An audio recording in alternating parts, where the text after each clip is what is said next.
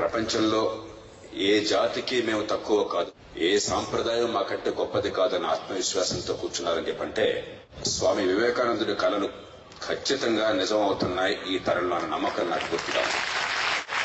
ఎందుకు 149 సంవత్సరాల తర్వాత ఆయన మరణించే 110 ఏళ్లు ఆయన జీవితకాలం కేవలం 39 ఏళ్లు మాత్రమే. ఎందుకు ఆయన్ని ప్రేరేపించిన రామకృష్ణ పరమహంసను కూడా మర్చిపోయి ఆ శిష్యునిగా గుర్తుంచుకున్నాం. నా దృష్టిలో 2 మౌలికమైన కారణాలున్నాయి. మొట్టమొదటిది, కొన్ని వేల సంవత్సరాలుగా ఈ దేశంలో ఆధ్యాత్మికత ఎప్పుడూ వస్తూనే ఉంది. వివేకానందుడు కొత్తగా తీసుకురాల, కానీ ఆ ఆధ్యాత్మికత కొత్త అర్థాన్ని ఇచ్చినటువంటి మహనీయుడు ఆయన. ఆధ్యాత్మికత అంటే ఎక్కడో ఉన్నాడో లేడో తెలియని దేవుణ్ణి గురించి ఆలోచించడం కాదు, ఎక్కడున్న మనిషిని గురించి అని చెప్పని మనకు చాలా స్పష్టంగా ప్రబోధించాడు. కాలే కడుపుకి అన్నం పెట్టకుండా దేవుణ్ణి గురించి మాట్లాడితే ప్రయోజనం ఉంది సోదరా అని చెప్పని హెచ్చరించిన వాడు. ఓ సందర్భంలో ఆయన అన్నాడు, ఒక చీమకే ఆలోచించే శక్తి ఉన్నట్టయితే దేవుణ్ణి ఒక మహాచీమగా ఊహించుకుంటుందని చెప్పని, ఒక పెద్ద చీమగాను. అలాగే మనిషి కూడా దేవుణ్ణి నిర్మించుకున్నాడు, కానీ మనిషి జీవితాన్ని పట్టించుకోకపోతే ఆ ఆధ్యాత్మికతకు అర్థం అని చెప్పని చాలా స్పష్టంగా ప్రబోధించాడు. రెండోది, ఆనాడు ఆత్మవిశ్వాసం సన్నగిలిన జాతిది. కొన్ని వందల సంవత్సరాలుగా పరాయి పంచన బతుకుతూ ఆత్మగౌరవాన్ని పోగొట్టుకుంటూ ఆత్మ న్యూనతతో ఎంతో ఖేదంతో కన్నీళ్లు కారుస్తున్న జాతికి ఆత్మ గౌరవాన్ని ప్రసాదించాడు, ఆత్మవిశ్వాసాన్ని ఇచ్చాడు. ఏనాడు కూడా రేపెట్లాగా నన్ను ఎవరన్నా పట్టించుకుంటారా, నా మాటలకు విలువ ఉంటుందా, ఏం చేద్దాం అన్న భయం ఆందోళన ఆయనకి లేవు. ఈ జాతికి కూడా నేర్పే ప్రయత్నం చేశాడు ఆయన. ఆత్మవిశ్వాసంతో ఆత్మ గౌరవంతో కళ్ళెత్తుకుని ఠీవిగా బతకండి, పెరిగి పందల్లాగా బతకండి. మీ గతం గొప్పది, మీ సాంప్రదాయం గొప్పది, మీ వర్తమానంలో చాలా పొరపాట్లు ఉండొచ్చు, కానీ దాన్ని సవరించే శక్తి నీకున్నది అని మళ్లీ మళ్లీ ప్రబోధించాడు.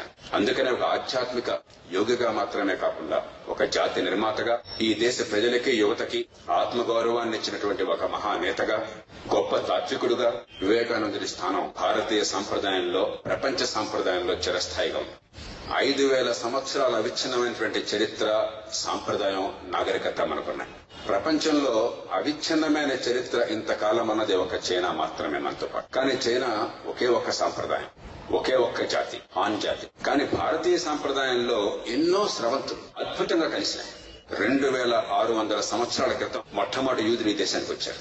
అప్పటికే భారతీయ సంప్రదాయం చాలా ప్రాచీనం. అప్పటి నుంచి ఇప్పటిదాకా యూదులు ప్రపంచంలో ఎక్కడా లేనట్లుగా ఏ రకమైనటువంటి హింసకి, వివక్షకి గురి కాకుండా హాయిగా బతకగలుగుతున్నారు. జీసస్ క్రైస్ట్ సిలువనెక్కాక 20 ఏళ్ల లోపల సెయింట్ థామస్ ఈ గడ్డ మీదకి వచ్చాడు. అప్పటి నుంచి ఇప్పటిదాకా సిరియన్ క్రైస్తవులు ఈ దేశంలో ఏ రకమైన వివక్షకి, హింసకి గురి కాకుండా ఈవేళ క్రైస్తవానికి కేంద్రం చెప్పుకుంటే ఇటలీలో క్రైస్తవం అంటే తెలియని కాలంలో భారతదేశానికి ఆ మతం, ఆ సంప్రదాయం వచ్చి ఈ దేశంలో మిడతాయిపోయింది. అది అయ్యాక 90 ఏళ్ల లోపలనే ఈ దేశంలోకి ఇస్లాం వచ్చింది. ఒక మతంగా రాల. నిజానికి ఇస్లాం మొదటగా ఈ దేశంలోకి వచ్చింది 712లో. కానీ సముద్రపు దొంగలు ఆ వాణిజ్యాన్ని అడ్డుకోవడంతో అక్కడ ఖలీఫా పంపించాడు ఒక కుర్రాన్ని, కాసిం అని చెప్పిన కుర్రాన్ని. అతడు వచ్చి సింధును ఆక్రమించి అక్కడ వాణిజ్యానికి, వ్యాపారానికి ఇబ్బంది లేకుండా చేశాడు 712లో. అప్పటి నుంచి ఇప్పటిదాకా ఇస్లాం ఏ అడ్డంకులు లేకుండా, ఏ వివక్ష గురి కాకుండా ఈ దేశంలో బతకగలిగింది. ప్రపంచంలో ఇన్ని సంప్రదాయాలను ఇంత అవలేలగా ఇముడ్చుకుంటూ అదే సమయంలో తన సంప్రదాయాన్ని పోగొట్టకుండా ఇతరుల నుంచి మంచిని స్వీకరించి తన ఔన్నత్యాన్ని కాపాడుకుంటూ ఆత్మవిశ్వాసంతో బతికిన జాతి మరొకటి లేదు. ఆ తర్వాత ఏం చేశామో చెప్పండి అని చెప్పంటే, జాతి నిర్మాణాన్ని చూసినట్టయితే అసాధారణమైన ప్రయోగాన్ని దేశంలో మనం చేయగలిగాం. ఇది సామాన్యమైన విషయం కాదు. ఇటలీలో కేవలం 9 రాజ్యాలుండే ఒకప్పుడు 19వ శతాబ్దంలో. అందరూ ఒకే జాతి, ఒకే ఒంటి రంగు, ఒకే మతం, ఒకే భాష, ఒకే చరిత్ర, ఒకే సాహిత్యం, ఒకే సాంప్రదాయం. కానీ 23 సంవత్సరాల కఠోరమైన దీక్ష అవసరమైంది ఆ 9 ఇటాలియన్ భాష మాట్లాడే రాజ్యాలను కలపడానికి. జర్మనీలో 39 రాజ్యాలుండే, ఒకటే భాష, ఒకే ఒంటి రంగు, ఒకే జాతి, ఒకే మతం, అంతా క్రైస్తవమే, ఒకే సాంప్రదాయం, ఒకే చరిత్ర. కానీ 9 సంవత్సరాల రక్తపాతంతో మాత్రమే ఆ దేశంలో ఐక్యత సాధ్యమైంది. బిస్మార్క్ అన్నాడు, బ్లడ్ అండ్ ఐరన్ అని చెప్పండి. ఒక్కసారి ఈ దేశంలో ఆధునిక భారత చరిత్రను మీరు గమనించండి. 540కి పైగా సంస్థానాలు, ఎన్ని కులాలు, ఎన్ని మతాలు, ఎన్ని భాషలు, ఎన్ని ప్రాంతాలు, ఎన్ని సంప్రదాయాలు, ఎన్ని జాతులు, ఎన్ని నాగరికతలు ఉన్నాయో లెక్కకు చెప్పడానికి పర్లేదు. ఈ మొత్తాన్ని కేవలం 15 మాసాల కాలంలో ఒక్క తుపాకీ తోట కూడా పేల్చకుండా ఒక హైదరాబాద్ సంస్థానాన్ని మాత్రం తుపాకీలు పేల్చారు. అక్కడ కూడా 5 మాత్రమే మరణించారు. ఈ జాతిని మనం ఏకం చేయగలిగినాం. ప్రపంచ చరిత్రలో అసాధారణమైన విజయం. ప్రపంచ చరిత్రలో ఎంత అలవోకగా ఒక జాతి నిర్మాణం ఇంకెక్కడా జరగలేదు. హింస లేకుండా, ద్వేషం లేకుండా అందరికి అవకాశాన్ని కల్పిస్తూ అందరినీ మర్చుకుంటూ. దక్షిణాన ఉన్నటువంటి శ్రీలంకలో 2 భాషలు ఉన్నాయి. 40 ఏళ్ల పాటు నరమేధం జరిగింది ఆ దేశంలో. 10,000 మంది చనిపోయారు. మనతో విడిపోయిన పాకిస్తాన్ లో 2 భాగాలుంటే 2 భాషలుంటే ప్రధానంగా ఆ 2 భాషలకి బెంగాలీకి పంజాబీకి పడక ఆ దేశం 25 ఏళ్లు నిండకుండా మొక్కలైపోయింది. బెల్జియం చాలా చిన్న దేశం. మన రాష్ట్రంలో 2-3 జిల్లాల్లో సమానం అంతే. అక్కడ 2 భాషలు ఉన్నాయి. ఫ్లెమిష్ వాళ్ళ భాష వేరు, వాలూన్స్ భాష వేరు. ఆ ఇద్దరికి పడక ఆ దేశంలో 2 ఏళ్ల నుంచి ప్రభుత్వ నిర్మాణం సాధ్యం కావటం లేదు. యుగస్లావియాలో చాలా భాషలుండేవి కలిసి. కానీ గత 15 ఏళ్లుగా ఎన్ని మొక్కలైనాయో మనం చెప్పడానికి కూడా గుర్తులేదు. కెనడాలో బాగా అభివృద్ధి చెందిన దేశంలో 2 భాషలు. ఫ్రెంచ్ మాట్లాడే వాళ్ళు ఉన్నారు. వాళ్ళకి మిగతా వాళ్ళకి పడక దేశం ఎప్పుడు మొక్కలవుతుందో వాళ్ళకి అర్థం కావటం లేదు. అలాంటిది ప్రపంచ చరిత్రలో ఎప్పుడు లేనట్లుగా 22 భాషలను ఏకం చేసి అన్ని భాషల వాళ్ళు కూడా కలిసి మాట్లాడుకుని సహజీవనం చేసే అవకాశాన్ని ఈ జాతి మనకు కల్పించింది. ఈ గొప్ప సాంప్రదాయం వల్ల, ఆధునిక జాతి నిర్మాణం వల్ల. సమస్యలు లేవా? ఖచ్చితంగా ఉన్నాయి, నిస్సందేహంగా ఉన్నాయి. కానీ స్వామీజీ చెప్పినట్లుగా స్ట్రెంగ్త్ అండ్ ఫియర్లెస్నెస్. పెరిగి పందలతో జాతి నిర్మాణం చేయలేము, సమస్యను ఎదుర్కోలేము. బలహీనలతో, అర్భకులతో దేశాన్ని బతికించలేం. నా మటుకు నాకు దేవుడు నాడో తెలియదు, కానీ పాపం మాత్రం ఉందని నమ్ముతున్నాను. 2 పెద్ద పాపాలున్నాయి. ఒకటి అన్ఫుల్ఫిల్డ్ పొటెన్షియల్. దేవుడు లేదా ప్రకృతి ప్రతి బిడ్డకి పుట్టుకతో అసమానమైనటువంటి ప్రతిభా పాఠవాలను ప్రసాదించింది. కానీ ఆ బిడ్డకున్నటువంటి ప్రతిభా పాఠవాలు వికసించే అవకాశాన్ని సమాజం ఇవ్వకపోతే అంతకంటే పాపం మరొకలేదు. లక్షల మంది ఈ దేశంలో కేవలం వాళ్ళ పుట్టిన తల్లి గర్భం కారణంగా, తల్లిదండ్రులకి డబ్బు లేని కారణంగా, చదువు లేని కారణంగా, వాళ్లలో తెలివితేటలుండి అవి వికసించే అవకాశం లేక, పుట్టిన కులం వలనో కుటుంబం వలనో ఎందుకు ఈ గడ్డ మీద పుట్టించావు దేవుడాన్ని ప్రతిరోజు కూడా ఆక్రోశిస్తున్నారు. వివేకానందుని మండి చెప్పింది అది. అందుకే అన్నాడు, కాలే కడుపుకు అన్నం పెట్టకుండా ఎక్కడో దూరంగా ఉన్న నిరుపేదకి జీవితంలో ఆనందాన్ని పంచకుండా దేవుణ్ణి గురించి మాట్లాడే అర్హత నీకు లేదు అని చెప్పన్నాడు. మానవ సేవే మాధవ సేవ అని మళ్లీ చెప్పాడు. ఈ లక్షల మందికి ఎదిగే అవకాశాన్ని కల్పించకపోతే, ఏ కులంలో ఏ కుటుంబంలో పుట్టినా, తల్లిదండ్రులకు డబ్బున్నా లేకపోయినా, ఏ తల్లి గర్భాన పుట్టినా, నేను ఈ దేశంలో అందరితో సమానంగా ఎదగలను, ఎవరితోనైనా పోటీ పడగలను, నాకున్న జ్ఞాన సంపదని 10 మందికి పంచగలను, 10 మంది కష్టాలు తీర్చగలను, 10 మంది సుఖాలు పంచగలను విశ్వాసాన్ని ప్రతిపెట్టి కలిగించకపోయినట్టయితే వివేకానందుడికి మనం వారసులను కాచాలి. 2వ మహాపాపం అవాయిడబుల్ సఫరింగ్. నివారించలేనటువంటి బాధలు ఎన్నో ఉన్నాయి. పుట్టిన ప్రతి జీవికి మరణం తథ్యం. మహావృక్షాలకు కూడా మరణం తథ్యం. ముసలి వయసు తథ్యం. దాంతో పాటు కొంచెం శరీరం బలహీనపడటం తథ్యం. కొన్ని జబ్బులు నివారించలేనివి, కాపాడలేనివి ఇప్పటికీ ఉన్నాయి. అవి రాకూడదని కోరుకోవాలి ప్రస్తుతానికి, అంతే. మనం ఏం చేయలేం. ఇవి మినహాయిస్తే నివారించలేని క్లేశాలు మనకి లేవు, మన అదృష్టం ఈవేళ. కానీ అయినా ఈ దేశంలో ఈవేళ కొన్ని లక్షల మంది ఆ క్లేశాలకు గురవుతున్నారు. 10 ఏళ్ల క్రితం దాకా ఈ దేశంలో రోజుకి 1000 మంది పోలియో వ్యాధికి గురయ్యారు. పోలియో వచ్చాక పక్షవాతం ఉన్న వాళ్ళని సానుభూతి చూపెట్టడం కాదు కావాల్సింది, రాకూడని క్లేశం ఎందుకు రావాలి ఈ జాతిలో.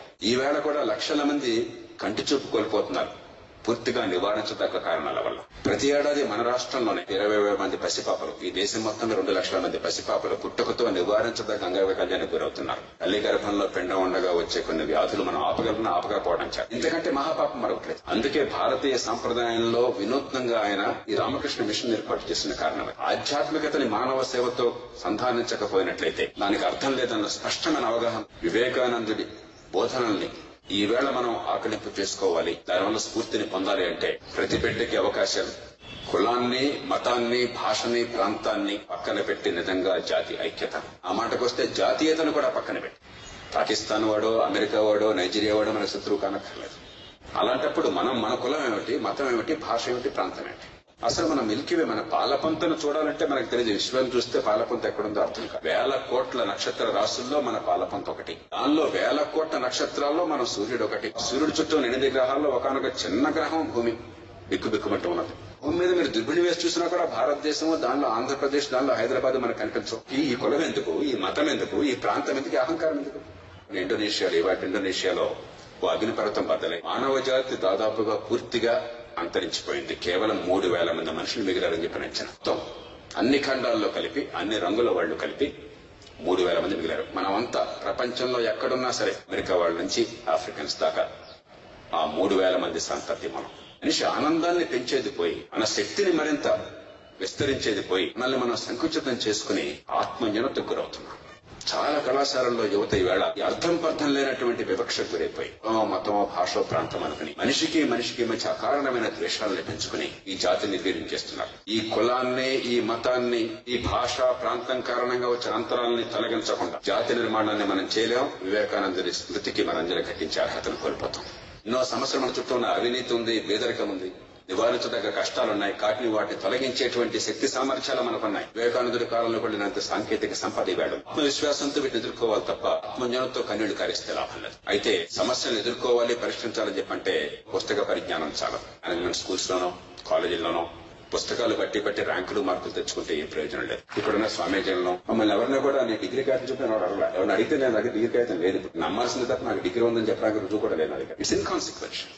సమాజానికి పనికొచ్చే పరిష్కారాలను సాధించగలమా? మనకున్న జ్ఞానాన్ని, అవగాహనని అసాధ్యం అనుకున్న సమస్యల పరిష్కారం కోసం వినియోగించగలమా? ఆర్కిమిడిస్ అని అడిగారు, మీరు ప్రపంచంలోని గొప్ప శాస్త్రవేత్త కదా, భూమిని కదిలించగలరా అని చెప్పాను. ఆర్కిమిడిస్ చెప్పాడు, తప్పకుండా కదిలిస్తాను. Give me a place to stand up on, give me a long enough lever అన్నాడు. నిలబడడానికి స్థలాన్ని ఇవ్వు, పొడుగాటి తొలదండాన్ని ఇవ్వు అన్నాడు. ఒక పెద్ద బండరాన్ని కదిలించాలని చెప్పంటే ఎంతో ఆవేశం ఉన్నవాడు, ఆలోచన లేనివాడు అమాంతం పోయి తలకాయతో బండరాన్ని గుర్తాడు, తల పగులుతుంది కానీ రాయి కదలు. నిజంగా జ్ఞాన సంపద ఉన్నవాడు, జ్ఞానాన్ని వినియోగించడం నేర్చుకున్నవాడైతే పొడుగాటి గడ్డపారం తీసుకొస్తాడు. చిన్న గులకరాయిని తీసుకుంటుంది, ఆ గడ్డపారని ఆ బండరాయి కింద పెడుతుంది. గులకరాయిని ఆధారంగా పెట్టి పరిమితమైన కండర శక్తి రెండో పక్కన ఉంచితే ఎంత పెద్ద బండరాయైనా ఖచ్చితంగా కదిలి తీరుతుంది. ఎందుకని జాతీయతకి ఆయన పునాదులు పెట్టగలిగాడు. ఆయన జ్ఞానాన్ని మనిషి సమస్యల పరిష్కారం కోసం ఏ రకంగా చూపెట్టాలో, వినియోగించాలో చూపెట్టాడు కాబట్టి, దాన్ని ఒక లేవర్ గా, ఒక తులాదండంగా ఉపయోగించాడు కాబట్టి, మన మస్తిష్కాల ఆలోచనలు పెంచాడు కాబట్టి. ఆయన మరణించి 110 ఏళ్లైనా ఇప్పటికి కూడా మన జీవితంలో ఆయన ఆలోచన ప్రభావం బలంగా ఉంది కాబట్టి, జ్ఞాన సంపదని సమాజానికి పనికొచ్చే విధంగా మలచలేకపోతే అది కేవలం శుష్కమైన పండితుల కోసం పనికొచ్చేది తప్ప ఈ సమాజంలో సామాన్యుల కోసం పనికొచ్చేది కాదు, జాతి నిర్మాణం కోసం ఉపకరించేది కాదు. అందుకే నాకు తెలిసి ఇవాళ అవినీతిని గురించి చాలా మందికి ఆందోళన ఉందని చెప్పని భయపడకండి. ఖచ్చితంగా అవినీతిని ఈ దేశంలో అనతి కాలంలో మనం అంతం చేయగలం, మన మనసుల్లో సంకల్పం ఉన్నట్లయితే. అవినీతి పెరిగిందని బాధపడుతున్నాం, పెరిగిన మాట వాస్తవం కొన్ని రంగాల్లో. కానీ అవినీతిని తగ్గించాం కూడా, తగ్గించగలం కూడా. ఈ జాతికి శక్తి ఉంది. భారతీయులు దద్దములు కాదు, భారతీయులు దొంగలు కాదు. ఆత్మన్యూనతను విడనాడండి. అవినీతి మీద పోరాటం పేరుతో ఆత్మన్యూనత పెంచుకోవద్దు. భారతీయ ప్రజల్లో అవినీతి లేదు. ఎన్నో దేశాల్లో కొన్ని డబ్బులు చిన్న చిన్న ప్యాకెట్స్ లో పెట్టి స్కూళ్లలో, ఆశ్రమాల్లో, ఆఫీసుల్లో, హాస్పిటళ్లలో ఎన్నో చోట్ల పెట్టి చిన్న అడ్రస్లు పెట్టారు. ఈ డబ్బు దొరికితే ఎవరికి ఇవ్వాలని చెప్పని. భారతదేశంలో సామాన్యులు, రిక్షా కార్మికులు, రెక్కాడితే రొక్కాడిన వాళ్ళు, విద్యార్థులు, దిగువ మధ్యతరగతి కుటుంబీకులు, నిరుపేదలు 185 మంది ఆ డబ్బు సంచులను చాలా భద్రంగా అడ్రస్ తిరిగి చేర్చారు, ప్రపంచంలో ఎవరికి తీసుకోకుండా. అవినీతి ఉన్న కారణం భారతీయులు దుర్మార్గులు కావడం వల్ల కాదు. అవినీతి ఉన్న కారణం భారతీయుల్లో ఉన్న నీతిని పెంచడం కోసం వ్యవస్థ లేకపోవడం చేత, దాన్ని కాపాడే వ్యవస్థ లేకపోవడం చేత, కొద్ది మందిలో ఉన్న అవినీతిని మనం త్వరితంగా అంతం చేసి శిక్షించలేకపోవడం చేత. చాలా స్పష్టంగా మనకు అర్థం కావాలి. కాబట్టి అవినీతిని కూడా మనం అంతం చేయగలం. ఎన్నో రంగాల్లో విజయాలు సాధించినట్లుగా ఆత్మవిశ్వాసంతో, విజ్ఞతతో, విచక్షణతో పోరాడినట్లయితే. చివరగా, వ్యక్తికి సమాజానికి మధ్య సంబంధం మనం అన్వేషించకపోతే జీవితం నిస్సారం అవుతుంది. తన జీవితం అంతా వివేకానంద ప్రబోధించింది. ఐన్స్టైన్ సందర్భంలో చెప్పాడు, 20th century is characterized by perfection of means and confusion of ends. సాధనలో పరిపూర్ణత్వాన్ని సాధించాం, లక్ష్యాలు మర్చిపోయాం. పుస్తకాలు బట్టి మార్కులు తీసుకోవడంలో ఫస్ట్, ఆ జ్ఞానం ఎందుకో తెలియదు. నానా గడ్డి తిని, నానా కష్టాలు పడి ప్రమోషన్ తెచ్చుకోవడం చాలా దానిలో ఫస్ట్. ఆ ఉద్యోగం వచ్చాక ఏం చేయాలో తెలియదు. కోట్లు ఖర్చు పెట్టి ఓట్లు కొనేసి అన్ని అబద్ధాలు చెప్పేసి రాత్రి మౌళ్ళు హంగామా చేసి అధికారంలోకి వచ్చిన తర్వాత ఎందుకే అధికారం అని చెప్పంటే ఈ ప్రశ్న అడుగుతున్నానంటాయా, ఇప్పటిదాకా ఆలోచించట్లేదు అంటారు. లక్ష్యాలు మర్చిపోయిన సాధన పనికిరాదు. సమాజ హితాన్ని కోరని వ్యక్తి ఔన్నత్యం అనవసరం. వ్యక్తి ఔన్నత్యం కావాలి, కానీ వ్యక్తిని సమాజాన్ని విడిగా చూసినట్టయితే ఆ సమాజానికి, వ్యక్తికి, ఇద్దరికి అపారమైన హాని జరుగుతుంది. If I'm not for myself then who is? నా కోసం నేను పోరాడకపోతే మరి ఎవరు పోరాడతారు? ఉన్నతులకు ఎదగడం కోసం మీరు పోరాడకపోతే ఇంకెవరు పోరాడతారు? ఖచ్చితంగా పోరాడాలి, ధైర్యంగా పోరాడాలి, నిజాయితీగా పోరాడాలి. But if I'm for myself only then what am I? నేను నా కోసం మాత్రమే బతికితే అసలు నేనంటే ఏమిటి? నాకు మనకి మంచి సంబంధమే. If not now when? ఇప్పుడు కాకపోతే మరెప్పుడు? అదే వివేకానందుని మళ్లీ ప్రశ్నించింది. పెద్దగా దీనికోసం త్యాగాలు అక్కర్లేదు. నిజానికి వివేకానంద దాకా వాళ్ళు అక్కర్లేదు. మనం ఇప్పుడున్న దోమగూడలో ఎందుకు ఆ పేరు వచ్చిందో నాకు తెలియదు, బాగా దోమలు ఉన్నాయని చెప్పి వచ్చింది అనుకుంటున్నాను నేను. ఆ రోజుల్లోనే అతను మూర్ఖుడు, చాలా పేద్యాన్ని కడుతున్నాడని చెప్తారు. బంగారు మేడ కట్టుకున్న హుస్సేన్ సాగర్ చుట్టూ ఉన్నటువంటి దోమలు, అక్కడున్న పక్కింటి పోరగాడిని ఆ పూరుగుడిసిలో కొట్టిన దోమలు మన ఇంటికి వస్తాయి, మన ఇంట్లోకి ప్రవేశిస్తాయి, మన్నే కొడతాయి. ఎందుకంటే దోమలు గొప్ప సోషలిస్టులు. దోమలకి వీళ్ళు రామకృష్ణ మఠంలో పాఠాలు నేర్చుకున్నారు. వారి పూజ్య స్వామీజీ, ఆయన బాగా చదువుకున్నాడు. అరవిందరావు గారు డీజీపీగా పనిచేశారు. ఆయన గొప్ప చీఫ్ మినిస్టర్, ప్రధానమంత్రి. ఆయన కోట్లు సంపాదించాడు. ఈ కారాలు ఏం తెలియదు. ఒకటే ధర్మం తెలుసు, మనిషి దొరికితే కొట్టడం తెలుసు, కుడితే అప్రయత్నంగా క్రిమినల్ మనకు పంచడం తెలుసు. కాబట్టి ఎన్ని కోట్లు సంపాదించినా, ఎంత ఔన్నత్యంగా ఎదుగామనుకున్నా కూడా దోమల్ని మనం పరిహరించలేకపోతే, అదుపు చేయలేకపోతే మనంతా నష్టపోతాం. ఎందుకు సమాజం గురించి పట్టించుకోవాలని చెప్పంటే, వ్యక్తికి సమాజానికి మధ్య అవినాభావ సంబంధం ఉంది కాబట్టి వ్యక్తి సుఖము, సమాజ హితము రెంటిని సంధానించకపోతే జీవితానికి అర్థం లేదు. అదే వివేకానంద జీవితం అంతా చెప్పింది మనకి. దాన్ని గుర్తుంచుకోవాలని ఆశిస్తూ, ఖచ్చితంగా ఈ దేశంలో అద్భుతమైన మార్పులు వచ్చి తీరుతాయి. 5000 సంవత్సరాల జాతి అంత తేలిగ్గా అంతరించిపోదు. మనం పోయాక కొన్ని వేల సంవత్సరాలు ఈ జాతి మనుగడ సాగిస్తుంది. కానీ మనం సకాలంలో సరైన పనులు చేయకపోతే అనవసరమైన కష్టాల పాలు మనం అవుతాం. ఓ తరం 2 తరాలు నష్టపోతాయి. యథాస్థితి కొనసాగించడం అసాధ్యమైనప్పుడు status quo is unsustainable. Change is inevitable. But what kind of change depends on what we do today. దేవుడా అని చెప్పిన పూజ చేస్తూ గాల్లో దీపం పెట్టి మార్పు కావాలని చెప్పిన ఆశపడుతూ ఉంటామా?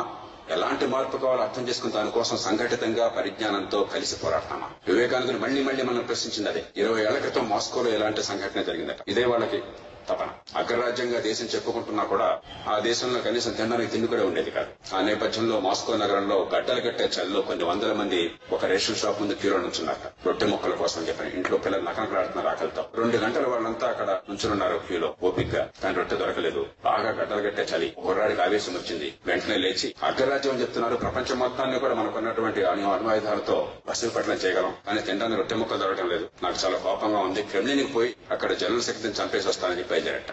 అంటే ఆ రోజుల్లో ఆ దేశ అధినేత క్రెమ్లిన్లో జనరల్ సెక్రటరీ కమ్యూనిస్ట్ పార్టీ.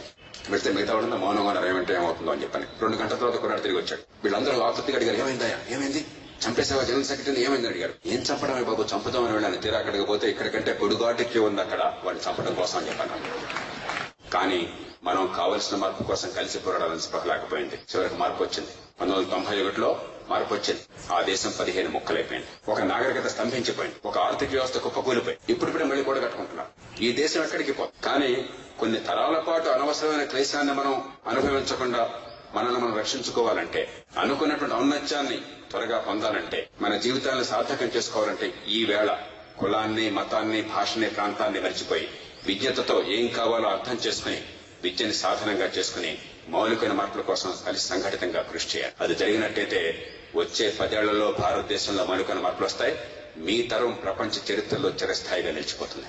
అందుకు మీరంతా సిద్ధపడతారని ఆశిస్తూ, పూజ్య వివేకానందుడి దివ్య స్మృతికి అంజలి కట్టిస్తూ, ఆ స్ఫూర్తి మనకు నడిపిస్తుందని ఆశిస్తూ మీ అందరికీ నమస్కరిస్తూ సెలవు తీసుకుంటున్నాం. జై హింద్.